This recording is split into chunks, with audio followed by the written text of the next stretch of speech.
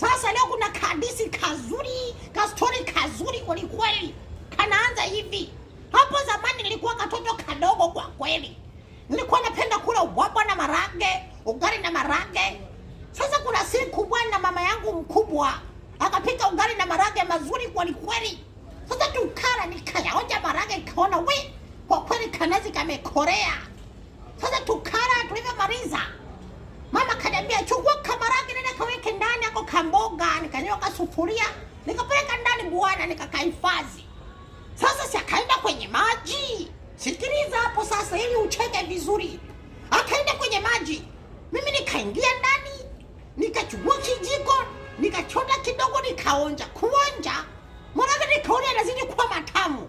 Sasa nikaona kuna kichoko, nikaona kuna unaonja.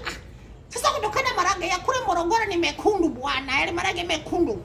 Na udongo wetu kule ni mwekundu, kasema haiwezekani bwana. Mama kaenda kwenye maji, subiri. Basi nikatoka nje, nikachukua kamichanga na kwambia kwanza nikauzoa michanga nikahifadhi pembeni. Nikala marage yote nikamaliza ufu. Na nilipomaliza ile marage bwana, sawa. Nikachukua kamichanga nikajaza kwenye sufuria ya marage, nikachukua kamaji nikaweka nikakoroga. Basi kama mchuzi vile vile mwekundu. Mama karudi usiku kufika tu bwana. Mama kapika kabwabwa vizuri. Sasa kaniita, weka mchina. Nikamwambia mama, njoo kalete mboga bwana. Nikamwambia haya mama. Basi akapakua kabwabwa kwenye sinia.